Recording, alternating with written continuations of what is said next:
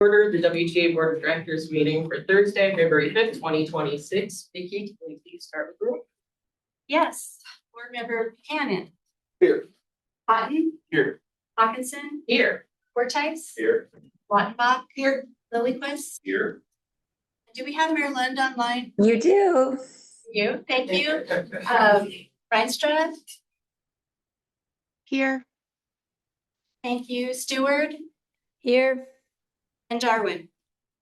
Present. Thank you. All right, thank you. Item C, public comment. Each speaker is allowed a maximum of 3 minutes on any topic relevant to WTA. If there's anyone online who would like to address the board, please unmute and do so now.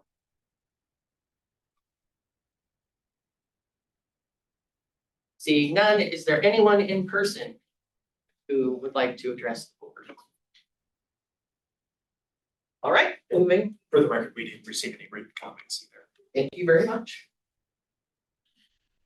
All right, item D, closed session on collective bargaining.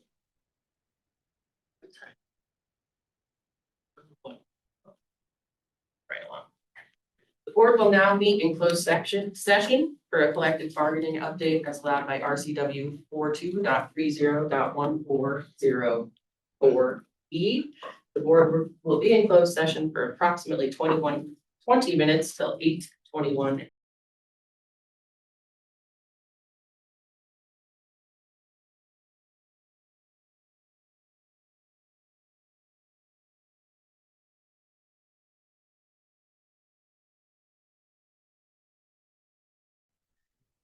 The board chair would like to announce a 5-minute extension to our closed session, which puts us back in open session at approximately 8:26.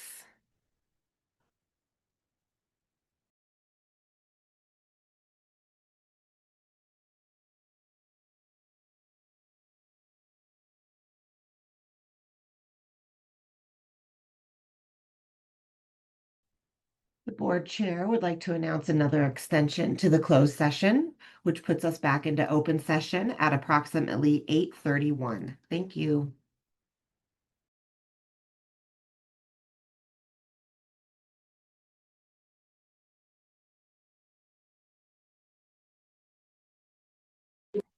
Oh, sorry. I'll start. Item E1, Transit Access Fund Authorization. All right, thanks everyone. Hayden Richardson, Transportation and Land Use Planner with WTA. And I'm going to share my screen. All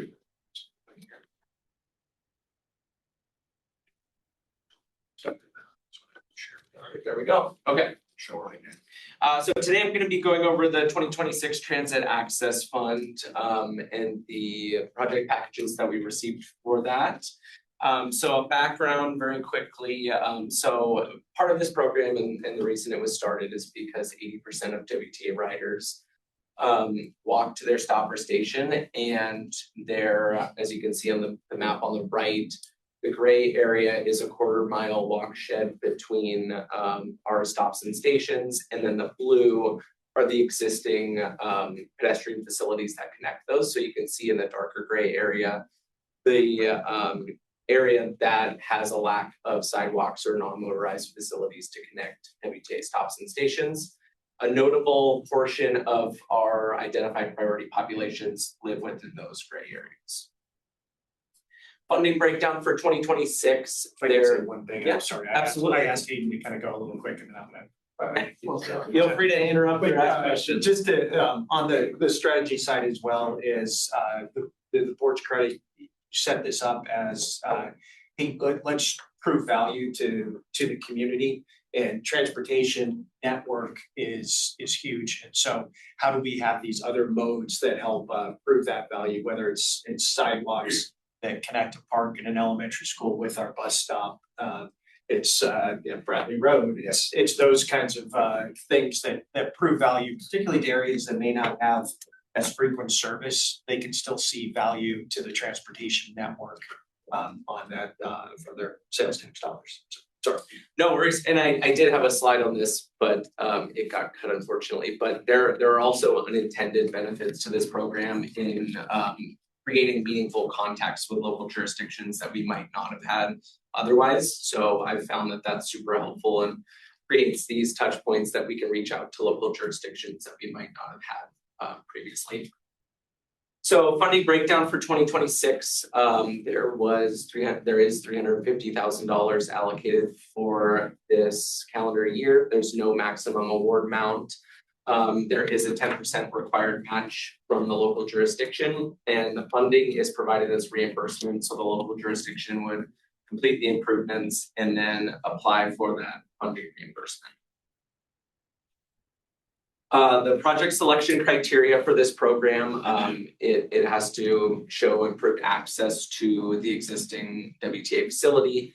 They have to show the community need, ability to fund and administer because it's a reimbursement program, clarity and quality of application, and history and geographic diversity. So we don't want to just focus on certain select jurisdictions and keep kind of going through those and selecting the same one over and over.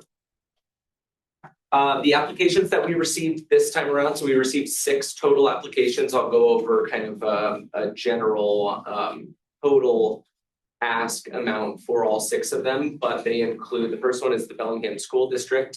The total ask for this application was $83,655, and it proposes an RRFB crossing at an existing pedestrian crossing across McLeod at McGrath Road, and this is near Squalicum High School. It's also near Northern Heights Elementary and connects the residential area to the south there. What's an RRFB? Rectangular The rapid thing. flashing beacon. So it's the pedestrian activated crossing. Okay, yeah, very cool. Good question. I was a neighbor, so I'll tell you that. That price seems low. They did, this application submitted a pretty detailed engineer's estimate. We'll go over a different proposal, but it's the same idea with an estimate of about 30,000. So we'll talk about that in a second. The second application package we received was City of Blaine. They are proposing 5 RRFB crossings around the school district campus on the right side, the east side of I-5. And filling in a 161-foot gap in their existing pedestrian facilities along Peace Portal Drive. The total ask for this one is $140,000, and this is being done in addition to additional funding from the TID. So the City of Blaine received about $460,000 from TID for this project as well. The City of Everson submitted a project for their sidewalk project along Mead Ave, Kale Street, and Everson along State Route 544. It also involves improving the pullout on the bus stop just to the northeast along Everson Road. The total ask was $219,000. This project is a very large infrastructure project, and the city has already received additional funding, and this ask would fully close that gap between the city, and I'll kind of touch more on that in a minute or so.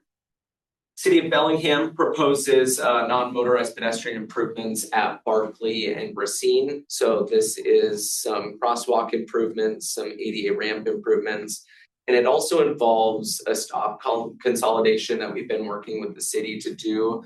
The existing stops are at Pacific and St. Paul, and this proposal would remove those 2 stops and locate it more centrally at Racine. You can see that in the northwest corner on this intersection. Total ask here was $270,000. Whatcom County submitted a proposal for ADA improvements in the Geneva area. There's 2 portions of this project. Schedule A is funded. Schedule B was a future project that the county anticipated moving up in terms of their timeline. So I believe it was originally on their timeline for 2029, but saw the Transit Access Fund as an opportunity to kind of move this up in line and create those improvements based on this funding mechanism. Total ask was $300,000. Blaine Birch Bay Parks and Rec District 2 submitted an application for an RFB crossing at East Portal Drive at Hughes Avenue. This one's similar to the school district. There's an existing crossing across State Route 548, and they wanted to put an RFB crossing. Total ask there was $30,000.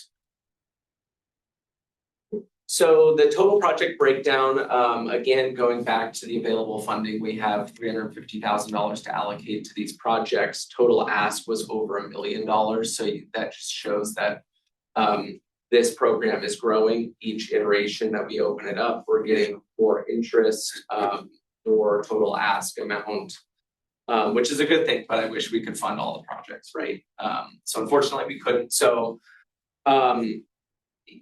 in paring down these projects and creating the recommendations, the project selection committee met and looked at the project criteria and in terms of the overall funding amount, and is making recommendations for 4 of the projects, 2 fully funded and 2 partially funded, which would leave 2 unfunded. So I've got some proposed motions. So the way that we're recommending doing this is that we have board members that represent some of these jurisdictions, and so we're going to do 4 separate board motions so that the board members that do represent the jurisdictions have the ability to recuse themselves.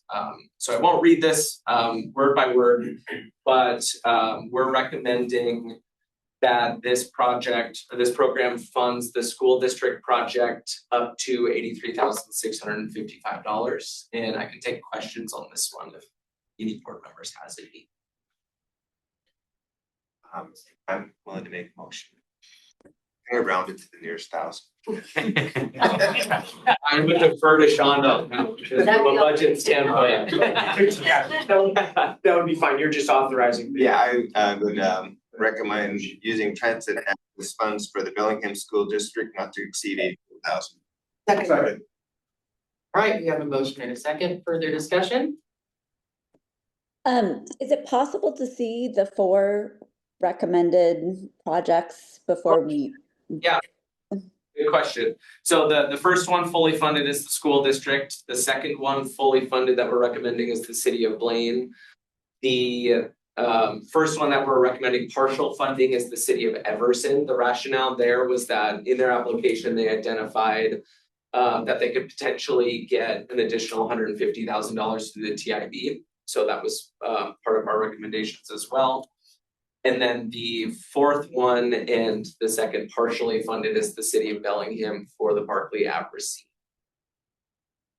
And then if the board wants additional context on the 2 that we are not recommending additional or any funding for, is Whatcom County. We thought that this was a very good project and met the intent of the program. It was just unclear if it was partially funded, which aspects of the project would be prioritized. So that wasn't clear.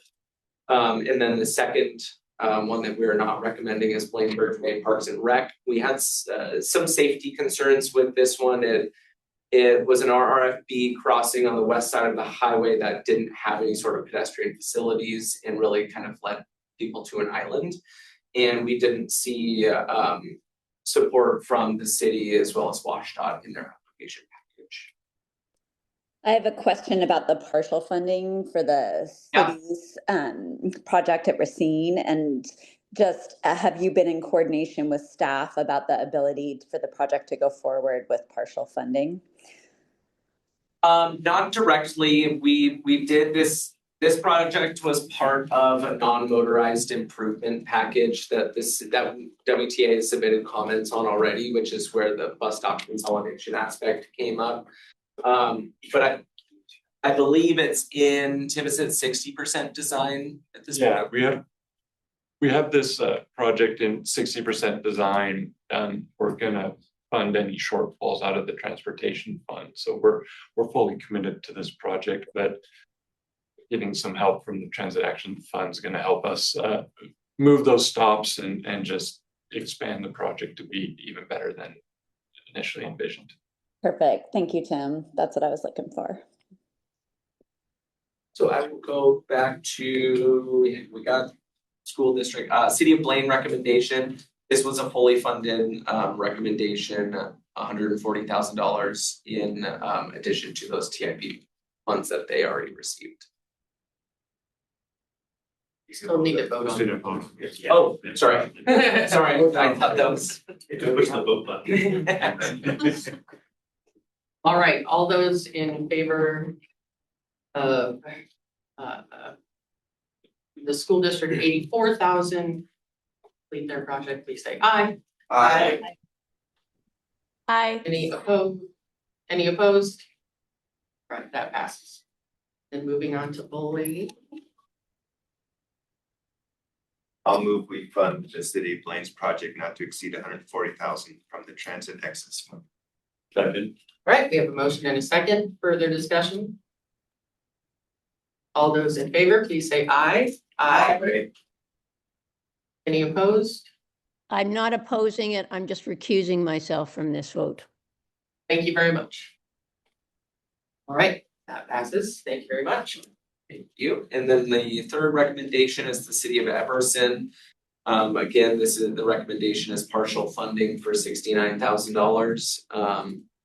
And I can answer any questions if there are any. Should we say 70,000? I will be recusing myself from this vote. Thank you. Move approval of the City of Emerson project at 70,000, not to exceed. I'll second. Right, we have a motion and a second. Further discussion? All those in favor, please say aye. Aye. Any opposed? Thank you. All right, the fourth recommendation is the City of Bellingham, and this was a partial funding not to exceed $56,826, and I can answer any questions. I move approval of funding the city of Bellingham Barkley Boulevard at Racine pedestrian improvement from the Transit Access Fund for $57,000. I'll second. All right, we have a motion and a second. Further discussion? I have a question. If all Bellingham residents recuse themselves, would we still have a quorum for the vote? We do. Okay. Good question. All right, with Bellingham recusing themselves. All those in favor, please say aye. Aye. Aye. Any opposed? Right, that passes as well. Thank you very much. Thank you. Thanks. All right, item E2, approval of board subcommittee formation for the WW2 contract. Let's. Yes. So the proposal here is to do something a little new, but is authorized under the board bylaws, is to form a subcommittee to help align staff's discussions with Western with board understanding and provide us better guidance as we're going through. So the intent of this would be to set up a small subcommittee, maybe about 3, help with scheduling and those kinds of things, make it easier. Timing would be probably once a month through about June, because we're looking to try to get something together before then. Could be more depending on where things are with that. Meetings could be virtual, and we would after we get the volunteers, we would poll when's a good time to do that thing. But again, the intent, as it says under the bylaws, the intent of it is to make sure staff's discussions are in alignment with getting some board members' direction. Going through. So is anyone interested? I'd just like to put out there that I'm not going to volunteer because I'm starting a new job and I'm not sure what that schedule looks like yet. So just putting that out there.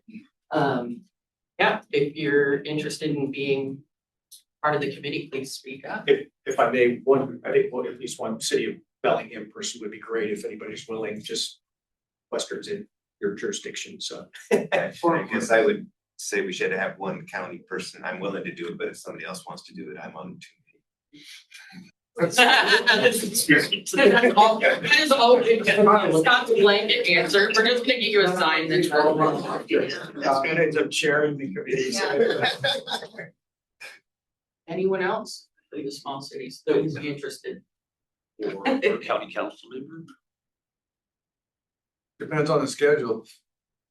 Yeah, it'd be once a month, for an hour. And they'll be I sending guess. out a poll to figure out what. Yeah, I'll do it. Hey, you're interested, Michael's interested, Jace is interested. Scott also. So, Do we have to make a motion to form the committee? Yeah. Oh, appreciate the sorry. motion to So form the I will committee. move that we establish an advisory committee of WTA board members to assist with negotiation with WWU. Second. all right, we have a motion and a second, further discussion about forming the committee. I would be interested, that's a lot of board members. I don't know if that's too many voices around the table, if a smaller number is more helpful. I just wanted to get some staff perspective on the structure. Yeah, I would, we don't need a motion for which board members at this point, we're just trying to pass that we're forming the subcommittee and then we'll talk about. Okay. So all those in favor of forming the subcommittee, please say aye. Aye. Aye. Any opposed? All right, now, I would, to answer the mayor's question, I would respectfully suggest 3 members, and they wouldn't actually be at the negotiating table. It would be as staff start talking to go back and talk about proposals, and then get guidance going into the next, where staffs are underway, we're meeting every other week. I think so it would be a way to both check in and get further guidance going into the next meeting. Would be the intent, and so we respectfully suggest to the mayor's point, 3 would be a workable to schedule and make sure we're getting information. I do like Scott's idea of having someone from the smaller cities on board. People are okay with that. You're both from the city council, Billington. Yes. One from that group. Yeah. Okay, City. who wants to see Michael and Jason Fox? Would you have approval?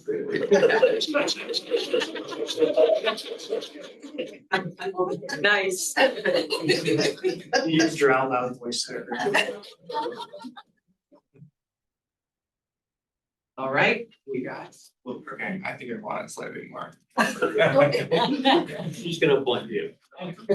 Go duke it out the party. All right, Scott, Barry, and Jace, it sounds like, is that okay with everybody? All right, great, thanks for being willing. Thank you. All right, item F, the consent agenda. Approval. Second. Right, we have a motion and a second for the consent agenda. All those in favor, please say aye. Aye. Aye. Any opposed? All right, that passes. What time is it? 8:53. I think we have time for the cyber report. Okay, And then on the fourth quarter performance, if there's any questions, we could talk about those, or more substance, we could slide it off to the next one. My report will dovetail well with discussion for next week. Okay. Great. So item G1, the annual cybersecurity update. Jeremy. Okay, well, he's getting set up to chat. Big kudos to Jeremy for leading our cybersecurity program. It's the top priority that we have as staff for this organization. As you probably all know from your own experiences, phishing emails and other cyber attacks are going through the roof. And Jeremy and the team do an amazing job at leading this organization through that. But one of the things I really compliment them on is they enable us, because this is a responsibility for all of staff. It's not an IT responsibility, it's all of us. And they do a great job at training us and then supporting us as we have curiosity, is this real or not? They help. So with that, I'll turn it over to you with many thanks. Thanks, Rusty. Keep that up really well. Jeremy New, Deputy Director for Stevens. So we have some new faces. So as a best practice, as part of our IT security program, we provide a annual report to the board as well as the leadership. We follow the critical security controls, which are a best practice of 18 controls that have a listed actionable items that we can go through and check off with varying levels of difficulty, which have like groups 1 through 3. We're working on that holistically to improve our security across all of our enterprise. So 2025 was a year where we kind of pivoted our theming to resiliency and being able to respond to network outages and stuff like that. You may not know, but we share a fiber optic ring with the city or a portion of it. And last year, City of Bellingham, last year they were doing some improvements on that, which we identified as single points of failure for us. So we pivoted on that and worked with them and got our resiliency back up so that if the fiber ring was cut, we wouldn't lose connectivity to some of our equipment and sites. In addition to that, we're looking at replacing our backup system. This year, we applied for and received a grant from the state, and we're looking at a replacement for that. Sorry, you're speaking. Doing great. Yeah, thanks, great. Like Les said, ransomware and security are kind of our top concern. So improving our resiliency and our ability to restore are kind of our theme going into this year. We paused on some of our efforts that were more like minutia security controls, just to make sure that in the event of a ransomware attack or some type of larger event, we'd be able to restore our services in a quicker manner. We're hoping to complete that this year and yeah, just provide better support to the agency with those controls. What else? I would say what Jeremy has set up is kind of a layered approach, if you will, to this. And we carry cyber insurance. They do a best practices thing, like from our point of sale stuff, and doing. I can't remember what the tests are called, but testing those things. There's a training program that we all take on an annual basis, and then Jeremy sets up test phishing emails that come in that you have to pass. If you don't pass, you get to enjoy some remedial training. 5 days, right? And then an infrastructure work, which Jeremy's talking about, and then also they participate in state, national, like the acronym for it, but helps monitor and then provide best practices for us as well. And so Jeremy will get a lot of alerts, like to be aware of these things that are going on to try to inform their work and the infrastructure work that they're doing. And I'll be back to that. So part of those controls is educating staff. We do that on an annual basis. We have a program for that inside of our security program. Part of that's just online trainings that they do and remedial kind of stuff that keeps the inoculation of the employees up so that they're just kind of paying attention to those things. As a part of like a larger program, I don't know if you've heard of the MSISAC, but it also works with like voting, the voting systems and stuff like that. So, huge agency or a government. We subscribe to that. We purchase some services from them, some security services, which is a 24/7 security operations center. So we install their like a impressive antivirus, and then they monitor that 24/7 so that our staff, when we're sleeping, can get alerted if we need to of a security threat, and then we would respond to that in cooperation with them. That's a big benefit to us, and it's a relatively cheap security measure. So, what else? Themes going forward. We're really working on kind of reducing the scope of our IT security program project list down to just the core ones and completing those in like a more timely manner. We had a huge list last year and realized we couldn't complete them all, so we're trying to get resiliency, backups, and restoration fully covered, and then moving back over to the critical security controls in a more fine-grained manner. You may recall last year, Jeremy volunteered, went through the state auditor's office cybersecurity audit on that, which identified these things, including like the top 4 things you need to do. And so Jeremy's been taking those on board and focusing on getting those up and running. And that's where those infrastructure projects are supporting those top 4. So, you know, as it stands, we're making incremental improvements in our security program, and we'll continue to do so. And you know, once we get our kind of our core resiliency and backups and restorations under control, we'll move on to some smaller items. Jeremy, you talked about backup and restoration. Is that local in the cloud? What is best practice for where and how you back up and how you restore? Yeah, ours are both on premise and in the cloud. And they kind of recommend like a 3-2-1 approach. So 3 copies, 2 different locations. I don't know what one stands for, but when you have those levels of redundancy, you improve your chances of being able to restore in a manner that's timely and can restore all of the data. Nice. Any other questions? Thank you so much. Good job. All right, so we're gonna move G2 and G3 to the next meeting.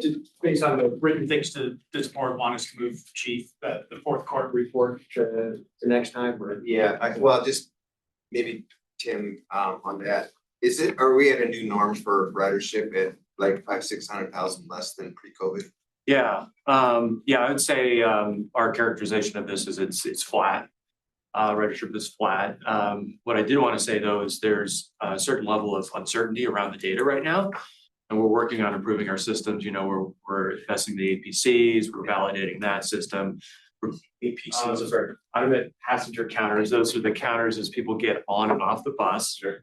And then the other source we use are farebox data. We're using farebox data for this reporting, but that will discontinue once we get the APCs validated. So message here is don't get too fixated on the numbers. They will likely change a bit depending on the validity of the data. And is it a decrease across the board, or is it Western? I mean, is the demographic same just down everywhere, or is it? Yeah. I think you can answer it next time too. Yeah. Sure, I'd be happy to. One thing I did want to mention is the new service we provided. We provided major adjustments to 3 routes. The waterfront was one of them. We added new service to the hospital. And then the third one I wanted to mention is King Mountain. Those have seen very low ridership. So we're not seeing people using those yet, but they're still relatively new. So we're going to be monitoring that, hopefully providing a report to the board on that performance more specifically to the new improvements. I think it's important to note that the King Mountain and the waterfront were done intentionally ahead of development.